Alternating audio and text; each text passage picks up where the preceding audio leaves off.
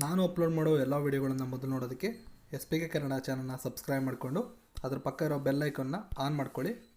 ಇದರಿಂದ ನಾನು ಯಾವುದೇ ವೀಡಿಯೋ ಅಪ್ಲೋಡ್ ಮಾಡೋದಾದ ನೋಟಿಫಿಕೇಷನ್ಗೆ ಸಿಗುತ್ತೆ. ಎಲ್ಲರಿಗೂ ನಮಸ್ಕಾರ, ನಮ್ಮ ಚಾನಲ್ಗೆ ನಿಮಗೆ ಸುಸ್ವಾಗತ. ಇವತ್ತಿನ ಈ ವಿಡಿಯೋದಲ್ಲಿ UPSCಯಿಂದ ಬಿಡುಗಡೆ ಆಗಿರ್ತಕ್ಕಂಥ ಅಂದರೆ ಕೇಂದ್ರ ಲೋಕಸೇವಾ ಆಯೋಗದಿಂದ ಬಿಡುಗಡೆ ಆಗಿರ್ತಕ್ಕಂಥ ಹುದ್ದೆಗಳ ಬಗ್ಗೆ ಸಂಪೂರ್ಣ ಮಾಹಿತಿಯನ್ನು ಈ ವಿಡಿಯೋದಲ್ಲಿ ನಿಮಗೆ ತಿಳಿಸ್ಕೊಡ್ತೇನೆ. ಮೊದಲನೇದಾಗಿ ನೀವು ನೋಟಿಫಿಕೇಷನ್ ನೋಡ್ಬೋದು. ಇವತ್ತು ಬಿಡುಗಡೆ ಆಗಿದೆ 19/2/2019. ಈ ಒಂದು ದಿನಾಂಕದಿಂದ ಮುಂದಿನ ತಿಂಗಳು ಮಾರ್ಚ್ 18 ತನಕ ನೀವು ಅರ್ಜಿಯನ್ನು ಸಲ್ಲಿಸ್ಬೋದು. ಅರ್ಜಿಯನ್ನು ಸಲ್ಲಿಸೋದಕ್ಕೆ ನೀವು ಈ ಒಂದು ವಿಳಾಸಕ್ಕೆ ಭೇಟಿಯನ್ನು ನೀಡಬೇಕು. ಮುಖ್ಯವಾದಂಥ ಅಂಶಗಳನ್ನು ನಾನು ನಿಮಗೆ ಇಲ್ಲಿ ತಿಳಿಸ್ಕೊಟ್ಬಿಡ್ತೇನೆ. ಅರ್ಜಿಯನ್ನು ಸಲ್ಲಿಸೋರು ಈ ಲಿಂಕನ್ನು ಬಳಸಿ. ಈ ವಿಡಿಯೋದ ಡಿಸ್ಕ್ರಿಪ್ಷನಲ್ಲಿ ಈ ಲಿಂಕನ್ನು ನಾನು ಕೊಟ್ಟಿರ್ತೇನೆ. ಅರ್ಜಿ ಸಲ್ಲಿಸೋದಕ್ಕೆ ಪ್ರಾರಂಭದ ದಿನಾಂಕ 19. ಈ ದಿನಾಂಕ 19 ಫೆಬ್ರವರಿಯಿಂದ ನೀವು ಅರ್ಜಿಯನ್ನು ಸಲ್ಲಿಸೋಕ್ಕೆ ಪ್ರಾರಂಭ ಮಾಡ್ಬೋದು. 18 ಮಾರ್ಚ್ ಸಂಜೆ 6 ಗಂಟೆವರೆಗೂ ನಿಮಗೆ ಅವಕಾಶ ಇರುತ್ತೆ. ಪರೀಕ್ಷೆಯ ಪೆನಾಲ್ಟಿ ಮತ್ತು ಮತ್ತಿತರ ಮಾಹಿತಿಯನ್ನು ನಾನು ನಿಮಗೆ ಈಗ ತಿಳಿಸ್ಕೊಡ್ತೇನೆ. ಒಟ್ಟಾರೆಯಾಗಿ 24 ಸೇವೆಗಳಿಗೆ ನೀವು ಪರೀಕ್ಷೆಯನ್ನು ಬರೀತೀರಾ. ಓವರಾಲ್ ಆಗಿ Indian administrative service or foreign service, police service, ಸಾಮಾನ್ಯವಾಗಿ ಇವು ಮೂರನ್ನು ನೀವು ಕೇಳಿರ್ತೀರ. UPSC ಅಂದರೆ IAS ಎಕ್ಸಾಮಿನೇಷನ್ಸ್ ಅಂತ ಕೇಳಿರ್ತೀರ. ಮೊದಲನೇ ಸ್ಥಾನದಲ್ಲಿ IAS ಎಕ್ಸಾಮ್ ಬರುತ್ತೆ. ಅದೇ ರೀತಿ IFS, IPS, ಅದೇ ರೀತಿ ನೀವು ಈ ನೋಟಿಫಿಕೇಷನ್ ನೋಡ್ಕೋಬೋದು. ಒಟ್ಟು 24 ಸೇವೆಗಳಿಗೆ ನೀವು ಪರೀಕ್ಷೆಯನ್ನು ಬರೀತೀರಾ. 24 ಹುದ್ದೆಗಳು ಯಾವ್ಯಾವುದು ಅಂತ ನೀವು ಇಲ್ಲಿ ಚೆಕ್ ಮಾಡ್ಕೋಬೋದು. ಈ ಹುದ್ದೆಗಳಿಗೆ ಯಾವ್ಯಾವ ರೀತಿ ಫಂಕ್ಷನ್ಸ್ ಇರಬೇಕಾಗುತ್ತೆ, ಏನೇನೆಲ್ಲ ಕೆಲಸಗಳಿರುತ್ತೆ, ಫಿಸಿಕಲ್ ರಿಕ್ವೈರ್ಮೆಂಟ್ಸ್ ಏನೇನು ಬರುತ್ತೆ, ಎಲ್ಲವನ್ನು ನೀವು ಇಲ್ಲಿ ನೋಡ್ಕೋಬೋದು. ನೋಟಿಫಿಕೇಷನ್ನ ಡೀಟೇಲ್ ಆಗಿ ನೀವು ಇದರಲ್ಲಿ ಚೆಕ್ ಮಾಡ್ಕೊಳ್ಳಿ. ಜೊತೆಗೆ ಪರೀಕ್ಷೆಯನ್ನು ಬರೆಯೋದಕ್ಕೆ, ಪ್ರಿಲಿಮಿನರಿ ಪರೀಕ್ಷೆಯನ್ನು ಬರೆಯೋದಕ್ಕೆ, ಮೇನ್ಸ್ ಪರೀಕ್ಷೆಯನ್ನು ಬರೋದಕ್ಕೆ ಎಕ್ಸಾಮಿನೇಷನ್ ಸೆಂಟರ್ಗಳನ್ನು ಇಲ್ಲಿ ನೀವು ನೋಡ್ಕೋಬೋದು. ಪೂರ್ತಿಯಾಗಿ ಎಕ್ಸಾಮಿನೇಷನ್ ಸೆಂಟರ್ಸ್ನ ಇಲ್ಲಿ ನೀವು ಚೆಕ್ ಮಾಡ್ಕೋಬೋದು. ಬೆಂಗಳೂರು ನಿಮಗೆ ಬೆಸ್ಟ್ ಆಪ್ಷನ್ ಇಲ್ಲಿ ಸಿಗುತ್ತೆ. ಬೆಂಗಳೂರು ಸಿಗುತ್ತೆ. ಅದೇ ರೀತಿ ಮೈಸೂರು. ಪ್ರಿಲಿಮಿನರಿ ಎಕ್ಸಾಮಿನೇಷನ್ಸ್ಗೆ ನಾನು ತಿಳಿಸ್ತಾ ಇದ್ದೀನಿ. ಬೆಂಗಳೂರು, ಮೈಸೂರು ಸುಲಭವಾಗಿ ಸಿಗುತ್ತೆ. ಅದೇ ರೀತಿ ಮೇನ್ಸ್ ಎಕ್ಸಾಮ್ಸ್ ಅಂತ ನೀವು ಬಂದರೆ ನಿಮಗೆ ಒಂದೇ ಒಂದು ಸೆಂಟರ್ ಸಿಗೋದು ಬೆಂಗಳೂರು, ಕರ್ನಾಟಕದಲ್ಲಿ. ಸೊ 2 ಪ್ರಿಲಿಮ್ಸ್ ಮತ್ತು ಮೇನ್ಸ್ನ ಸೆಂಟರ್ಗಳನ್ನು ನೀವೀಗ ತಿಳ್ಕೊಂಡಿದ್ದೀರಾ. ಎಲಿಜಿಬಿಲಿಟಿನ ನೋಡೋದಾದರೆ, ನ್ಯಾಷನಾಲಿಟಿನ ನೋಡೋದಾದರೆ IAS, IFS ಮತ್ತು IPSಗೆ must be citizen of India, ಭಾರತದ ನಾಗರಿಕನೇ ಆಗಿರಬೇಕು. IAS, IFS ಮತ್ತು IPS ಇವು 3 ಹುದ್ದೆಗಳಿಗೆ ಭಾರತೀಯ ನಾಗರಿಕನಾಗಿರಬೇಕು. ಇನ್ನು ಉಳಿದಂಥ ಎಲ್ಲ ಹುದ್ದೆಗಳಿಗೆ citizen of India, citizen of Nepal, citizen of Bhutan, ಉಳಿದಂಥವು ನೀವು ಇಲ್ಲಿ ನೋಡ್ಕೋಬೋದು. ಇವು ಯಾವುದಾಗಿದ್ರೂ ನಡೀತದೆ. ಈ 3 ಹುದ್ದೆಗಳಿಗೆ ಪ್ರಮುಖವಾಗಿ ಸಿಟಿಸನ್ ಆಫ್ ಇಂಡಿಯಾ ಇವ್ರಿಗೆ ಮಾತ್ರ ಪ್ರಿಯಾರಿಟಿ ಇರುತ್ತೆ. ಎಜುಕೇಷನ್ ಕ್ವಾಲಿಫಿಕೇಷನ್ ನೋಡೋದಾದರೆ ವಿಶ್ವವಿದ್ಯಾಲಯದ, ಭಾರತ ಸರ್ಕಾರದಿಂದ ಮಾನ್ಯತೆ ಪಡೆದಂಥ ಯಾವುದೇ ವಿಶ್ವವಿದ್ಯಾಲಯದಿಂದ ಪದವಿಯನ್ನು ಪಡೆದಿದ್ರೆ ಸಾಕು. ಯಾವುದೇ ಪದವಿ, ಯಾವುದೇ ವಿಷಯದಲ್ಲಿ ಇರ್ಬೋದು. BSc, BA, BCom, BBM ಯಾವುದೆಲ್ಲರೂ ಆಗಿರಲಿ. ಆಮೇಲೆ ಪರ್ಸೆಂಟೇಜ್ ಯಾವುದು ಮ್ಯಾಟ್ರ್ ಆಗಲ್ಲ. ಜಸ್ಟ್ ಪಾಸ್ ಆಗಿದ್ರು, ರ್ಯಾಂಕಾರು ಬಂದಿರಿ, ಯಾವುದು ಮ್ಯಾಟ್ರ್ ಆಗಲ್ಲ. ಜಸ್ಟ್ ಒಂದು ಡಿಗ್ರಿ ಇದ್ದರೆ ಸಾಕು ನಿಮ್ಮ ಹತ್ರ, ನೀವು ಈ ಹುದ್ದೆಗೆ ಅರ್ಜಿಯನ್ನು ಸಲ್ಲಿಸಬಹುದು. ಸೊ ಈ ಪರೀಕ್ಷೆ 3 ಹಂತಗಳು ನಡೆಯುತ್ತೆ: ಪ್ರಿಲಿಮ್ಸ್, ಮೇನ್ಸ್ ಮತ್ತು ಇಂಟರ್ವ್ಯೂ. ಪ್ರಿಲಿಮ್ಸನ್ನು ಬರೆಯೋದಕ್ಕೆ ಅವಕಾಶಗಳಿರ್ತವೆ 21 ವರ್ಷದಿಂದ 32 ವರ್ಷ ತನಕ. ಇನ್ ಜನರಲ್ ನಾನು ಹೇಳೋದಾದರೆ, ಯಾವುದೇ ಒಬ್ಬ ಕ್ಯಾಂಡಿಡೇಟು ಜನರಲ್ ಮೆರಿಟ್ ಕ್ಯಾಂಡಿಡೇಟ್ ಆದರೆ 6 ಅವಕಾಶಗಳು ಅವನಿಗೆ ಇರುತ್ತೆ ಎಕ್ಸಾಮಿನೇಷನ್ನ ಬರೆಯೋದಕ್ಕೆ. ಅದೇ ರೀತಿ OBC ಅವ್ರಿಗೆ 9 ಅವಕಾಶಗಳಿರುತ್ತೆ. ಮತ್ತು SC ಮತ್ತು ST ಅವ್ರಿಗೆ ಈ ರೀತಿ ಅವಕಾಶಗಳ ಲಿಮಿಟೇಷನ್ಸ್ ಇರೋದಿಲ್ಲ. ಅವರು 40 ವರ್ಷಗಳ ತನಕ ಪರೀಕ್ಷೆಯನ್ನು ಬರೆಯಬಹುದು.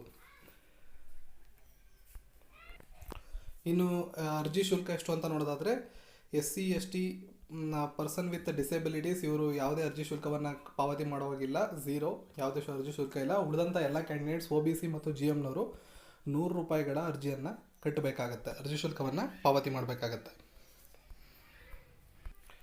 ಮೊದಲನೇ ಹಂತ ಪ್ರಿಲಿಮಿನರಿ ಎಕ್ಸಾಮ್ ಆಗಿರ್ತದೆ. ಪ್ರಿಲಿಮಿನರಿ ಎಕ್ಸಾಮಲ್ಲಿ 2 ಪತ್ರಿಕೆಗಳಿರುತ್ತೆ. ಒಂದು ಪತ್ರಿಕೆಗೆ 200 ಅಂಕ, 2 ಪತ್ರಿಕೆಗಳಿಂದ ನಿಮಗೆ 400 ಅಂಕಗಳು. ಮೊದಲನೇ ಪತ್ರಿಕೆ ಸಾಮಾನ್ಯ ಜ್ಞಾನ ಪತ್ರಿಕೆ ಆಗಿರ್ತದೆ, GK. ಆ ಒಂದು ಪತ್ರಿಕೆಯಲ್ಲಿ ಪಡೆದ ಅಂಕಗಳಿಂದ ನೀವು ಮೇನ್ಸಿಗೆ ಸೆಲೆಕ್ಟ್ ಆಗ್ತೀರಾ. ಎರಡನೇ ಪತ್ರಿಕೆ ಮೆಂಟಲ್ ಎಬಿಲಿಟಿಗೆ ಸಂಬಂಧಪಟ್ಟ ಪತ್ರಿಕೆ ಆಗಿರುತ್ತೆ. ಆ ಪತ್ರಿಕೆಯಲ್ಲಿ ನೀವು 33% ಅಂಕವನ್ನು ತಗೊಂಡ್ರೆ ಸಾಕು. ಅದು ಕನ್ಸಿಡರೇಷನ್ ಆಗಲ್ಲ, ಅದು ಕ್ವಾಲಿಫೈಯರ್ ಅಷ್ಟೇ. ಪತ್ರಿಕೆ 1ರಲ್ಲಿ ಏನು ಅಂಕಗಳನ್ನು ಪಡ್ಕೋತೀರಾ, ಪೇಪರ್ 1ನಲ್ಲಿ ಏನು ಅಂಕಗಳನ್ನ ಪಡ್ಕೋತೀರಾ, ಅದರಿಂದ ನಿಮಗೆ ಮೇನ್ಸ್ ಸೆಲೆಕ್ಟ್ ಆಗ್ತೀರಾ. ಪೇಪರ್ 2ಅಲ್ಲಿ 33% ಮಾರ್ಕ್ಸ್ಗಳನ್ನು ತಗೋಬೇಕಾಗತ್ತೆ. 2 ಪತ್ರಿಕೆ ಕೂಡ 200 ಅಂಕಗಳನ್ನು, ತಲಾ 200 ಅಂಕಗಳನ್ನು ಒಳಗೊಂಡಿರುತ್ತೆ. ಎರಡನೇ ಪತ್ರಿಕೆ ಅಂಕಗಳನ್ನು ಕನ್ಸಿಡರ್ ಮಾಡೋದಿಲ್ಲ, ಬಟ್ ನೀವು 33% ತಗೊಳ್ಳೇಬೇಕಾಗತ್ತೆ. ಒಂದು ಪಕ್ಷ ಮೊದಲನೇ ಪತ್ರಿಕೆಯಲ್ಲಿ ನೀವು 200 ಅಂಕಗಳನ್ನು ಪಡೆದು ಎರಡನೇ ಪತ್ರಿಕೆಯಲ್ಲಿ 33%ನ ತಗೊಳ್ಳಿಲ್ಲ ಅಂದರೆ ಆವಾಗಲೂ ಕೂಡ ಕನ್ಸಿಡರ್ ಮಾಡೋದಿಲ್ಲ. ಪೇಪರ್ 2 ಅಲ್ಲಿ 33% ಬರಲೇಬೇಕು. ಪೇಪರ್ 1 ಅಲ್ಲಿ ಎಷ್ಟು ಅಂಕಗಳನ್ನು ಪಡ್ಕೋತೀರೋ ಅಷ್ಟು ಅಂಕಗಳ ಆಧಾರದ ಮೇಲೆ ಅವ್ರು ಕಟ್ ಆಫ್ ನಿಲ್ಲಿಸ್ತಾರ. ಕಟ್ ಆಫ್ ಅಂಕಗಳ ಮೇಲೆ ನೀವು ದಾಟಿದ್ರೆ ನೀವು ಮೇನ್ಸಿಗೆ ಸೆಲೆಕ್ಟ್ ಆಗ್ತೀರಾ. ಹಾಗೆ ಪೇಪರ್ ಹಿಂದಿ ಮತ್ತು ಇಂಗ್ಲೀಷ್ ಭಾಷೆಯಲ್ಲಿ ಮಾತ್ರ ಇರುತ್ತದೆ, ಇದನ್ನು ನೀವು ತಿಳ್ಕೊಳ್ಳಿ. IAS ಎಕ್ಸಾಮಿನೇಷನ್ಸ್ ಅಂತ ನಾವೇನು ಕರಿತೀವಿ, ಇದು ಪ್ರಿಲಿಮಿನರಿ ಎಕ್ಸಾಮಿನೇಷನ್ ಹಿಂದಿ ಮತ್ತು ಇಂಗ್ಲೀಷಲ್ಲಿ ಮಾತ್ರ ಇರುತ್ತೆ. ಆದರೆ ಮೇನ್ಸ್ ಎಕ್ಸಾಮಿನೇಷನ್ಸ್ನ ಮತ್ತು ಇಂಟರ್ವ್ಯೂವನ್ನು ಎರಡನ್ನೂ ನೀವು ಕನ್ನಡದಲ್ಲಿ ಕೊಡಬಹುದು, ಇದಕ್ಕೆ ನಿಮಗೆ ಅವಕಾಶ ಇರುತ್ತೆ. ಪ್ರಿಲಿಮಿನರಿ ಎಕ್ಸಾಮ್ನಲ್ಲಿ ಸೆಲೆಕ್ಟ್ ಆದವ್ರಂಥವ್ರಿಗೆ ಮೇನ್ಸ್ ಎಕ್ಸಾಮಿನೇಷನ್ನಲ್ಲಿ ಒಟ್ಟು 9 ಪತ್ರಿಕೆಗಳನ್ನು ನೀವು ಎದುರಿಸಬೇಕಾಗತ್ತೆ. ಪೇಪರ್ ಎ, ಇಲ್ಲಿ ಪೇಪರ್ ಎ ಅಂದರೆ one of the Indian language selected by the candidate. ಅಭ್ಯರ್ಥಿ ಆಯ್ಕೆ ಮಾಡ್ತಕ್ಕಂಥ ಭಾಷೆ, ಸಂವಿಧಾನದ 8ನೇ ಅನುಚ್ಛೇದದಲ್ಲಿರ್ತಕ್ಕಂಥ ಯಾವುದೇ ಭಾಷೆಯನ್ನು ನಾವು ಆಯ್ಕೆ ಮಾಡಿಕೊಂಡು ಪೇಪರ್ 1ನಲ್ಲಿ ಪರೀಕ್ಷೆಯನ್ನು ಬರಿಬೋದು. ಮತ್ತೊಂದು ಪೇಪರ್ ಇಂಗ್ಲೀಷ್ ಪೇಪರ್ ಇರುತ್ತೆ. ನಾವು ಸೆಲೆಕ್ಟ್ ಮಾಡ್ಕೊಳ್ತಕ್ಕಂಥ ಭಾಷಾ ಪತ್ರಿಕೆ ಮತ್ತು ಇಂಗ್ಲೀಷ್ ಪತ್ರಿಕೆ ಎರಡರಲ್ಲೂ ನಾವು ಮಿನಿಮಮ್ ಮಾರ್ಕ್ಸನ್ನು ತೆಗಿಬೇಕಾಗತ್ತೆ. ಎರಡೂ ಪರೀಕ್ಷೆಗಳು 300 ಅಂಕಗಳು ಒಳಗೊಂಡಿರುತ್ತೆ. ಇದು ಕ್ವಾಲಿಫೈಯರ್ ಅಷ್ಟೇ, ಇದನ್ನು ಮೆರಿಟ್ ಲಿಸ್ಟ್ಗೆ ಕೌಂಟ್ ಮಾಡೋದಿಲ್ಲ. ಈ ಎರಡು ಪತ್ರಿಕೆಗಳನ್ನು ಮೆರಿಟ್ ಲಿಸ್ಟ್ಗೆ ಕೌಂಟ್ ಮಾಡೋದಿಲ್ಲ. ಮಿನಿಮಮ್ ಮಾರ್ಕ್ಸನ್ನು ಸೆಟ್ ಮಾಡಿರ್ತಾರೆ, ಮಿನಿಮಮ್ ಮಾರ್ಕ್ಸನ್ನು ಇದರಲ್ಲಿ ತೊಗೋಬೇಕಾಗತ್ತೆ. 9 ಪತ್ರಿಕೆಗಳಲ್ಲಿ 2 ಪತ್ರಿಕೆಗಳು ಕ್ವಾಲಿಫೈಯರ್ ಆಗಿರ್ತವೆ, ಇನ್ನು 7 ಪತ್ರಿಕೆಗಳನ್ನು ಮಾತ್ರ ಮೆರಿಟ್ ಲಿಸ್ಟ್ಗೆ ತಗೋತಾರೆ ಇಂಟರ್ವ್ಯೂ ಕರೆಯೋದಕ್ಕೆ. ಹಾಗಿದ್ರೆ ಆ 7 ಪತ್ರಿಕೆಗಳು ಯಾವುದು ಅಂತ ನೋಡೋದಾದರೆ, ಒಂದು SI ಪತ್ರಿಕೆ ಅಂದರೆ ಪ್ರಬಂಧಕ್ಕೆ ಸಂಬಂಧಪಟ್ಟ ಪತ್ರಿಕೆ 250 ಅಂಕಗಳು. ಜನರಲ್ ಸ್ಟಡೀಸ್ ಪತ್ರಿಕೆ GS1, GS2, GS3, GS4 4 GS ಪತ್ರಿಕೆಗಳು ಅದರ ಸಿಲೆಬಸ್ಸನ್ನು ಕೆಳಗಡೆ ಕೊಟ್ಟಿದ್ದಾರೆ, ನೀವು ನೋಡ್ಕೋಬೋದು. ಅದಾದಮೇಲೆ ಆಪ್ಷನಲ್ ಸಬ್ಜೆಕ್ಟ್, ನೀವು ಸೆಲೆಕ್ಟ್ ಮಾಡ್ತಕ್ಕಂಥ ಆಪ್ಷನಲ್ ಸಬ್ಜೆಕ್ಟು ಒಂದು ಪತ್ರಿಕೆ ಏನು ನೀವು ಸೆಲೆಕ್ಟ್ ಮಾಡ್ತೀರಾ ಆಪ್ಷನಲ್ ಸಬ್ಜೆಕ್ಟು ಅದಕ್ಕೆ ರಿಲೇಟೆಡ್ ಆಗಿ 2 ಪೇಪರ್ಸ್ ಇರುತ್ತೆ.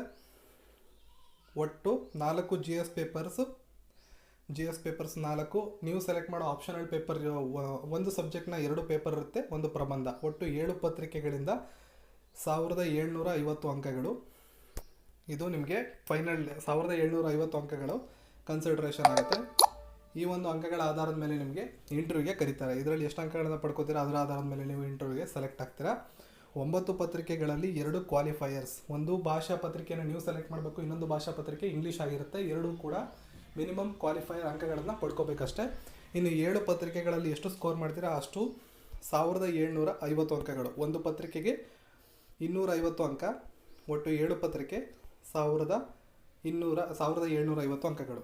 ಇನ್ನು ಇದರಲ್ಲಿ ಸೆಲೆಕ್ಟ್ ಆದಂಥವ್ರಿಗೆ ಪರ್ಸನಲ್ ಇಂಟರ್ವ್ಯೂಗೆ ಕರೀತಾರೆ, ಅದು 275 ಅಂಕಗಳನ್ನು ಒಳಗೊಂಡಿರುತ್ತೆ. ಓವರಾಲ್ ಆಗಿ 2025 ಅಂಕಗಳಿಗೆ ನೀವು ಪರೀಕ್ಷೆಯನ್ನು ಬರೆದು ಫೈನಲ್ ಲಿಸ್ಟ್ ಬರುತ್ತೆ. ಆ ಒಂದು ಅಂಕಗಳ ಆಧಾರದ ಮೇಲೆ ನಿಮಗೆ 24 ಸೇವೆಗಳಲ್ಲಿ ಅವಕಾಶಗಳು ಸಿಗುತ್ತೆ. ಸೊ IAS ನಂಬರ್ 1 ಇದ್ದರೆ ಅದೇ ರೀತಿ ರ್ಯಾಂಕ್ ಮೇಲೆ ನಿಮಗೆ ಒಂದೊಂದು ಸೇವೆಗಳು ಸಿಗ್ತಾ ಬರುತ್ತೆ.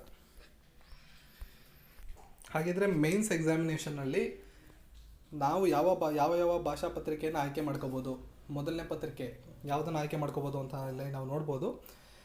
ನಮ್ಮ 8th ಶೆಡ್ಯೂಲ್ನ ಇರತಕ್ಕಂಥ ಎಲ್ಲ ಅಫಿಷಿಯಲ್ ಲ್ಯಾಂಗ್ವೇಜ್ಗಳಲ್ಲಿ ಯಾವುದನ್ನು ಬೇಕಾದ್ರೂ ತೊಗೋಬೋದು. ಕನ್ನಡ ಭಾಷೆ ಕೂಡ ಇದೆ, ಇದನ್ನು ಕೂಡ ತಗೊಂಡು ನಾವು ಕ್ಲಿಯರ್ ಮಾಡ್ಕೋಬೋದು. ಈ ಪತ್ರಿಕೆ ಕ್ವಾಲಿಫೈಯರ್ ಆಗಿರುತ್ತೆ.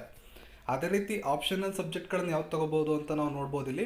ನೀವಿಲ್ಲಿ ನೋಡ್ಬೋದು agriculture, animal husbandry, anthropology, botany, chemistry, civil engineering, commerce and accountancy, economics, electrical engineering, geology, geography, history, law, management, mathematics, mechanical engineering, medical science, philosophy, physics, political science and international relations, psychology, public administration, sociology, statistics, zoology. ಇಷ್ಟು ಸಬ್ಜೆಕ್ಟ್ಗಳಿದೆ. ಯಾವುದನ್ನು ಬೇಕಾದ್ರೂ ನೀವು ಆಯ್ಕೆ ಮಾಡ್ಕೋಬೋದು. ನೀವು ಆಯ್ಕೆ ಮಾಡ್ಕೊಳ್ಳೋ ಸಬ್ಜೆಕ್ಟಿನ ಮೇಲೆ ನಿಮಗೆ 2 ಪೇಪರ್ಸ್ ಇರುತ್ತೆ.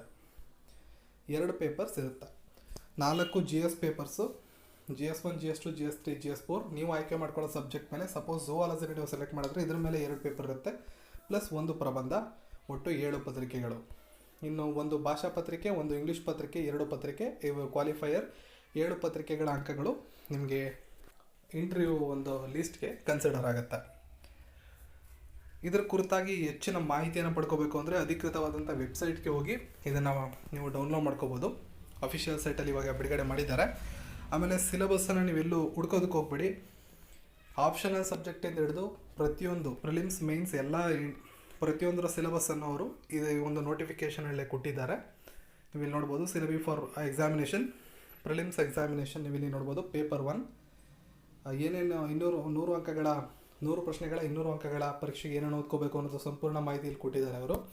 ಮತ್ತು ಪೇಪರ್ 2 ಕ್ವಾಲಿಫೈಯರ್ ಅಂತ ನಾನು ಹೇಳಿದೆ, ಅದಕ್ಕೆ ಏನೇನು ಸಿಲೆಬಸ್ ಇದೆ ಅಂತ ಇಲ್ಲಿ ಕೊಟ್ಟಿದ್ದಾರೆ, ನೀವು ಇದನ್ನು ಚೆಕ್ ಮಾಡ್ಕೋಬೋದು. ಇದನ್ನು ಹೊರತುಪಡಿಸಿ ಆಪ್ಷನಲ್ ಪೇಪರ್ಗಳ ಎಲ್ಲ ಸಿಲೆಬಸ್ಸನ್ನು ಇಲ್ಲಿ ಕೊಟ್ಟಿದ್ದಾರೆ. ಅಧಿಕೃತವಾದ ವೆಬ್ಸೈಟ್ಗೆ ಹೋಗಿ ಡೌನ್ಲೋಡ್ ಮಾಡ್ಕೊಂಡು ಚೆಕ್ ಮಾಡಿ.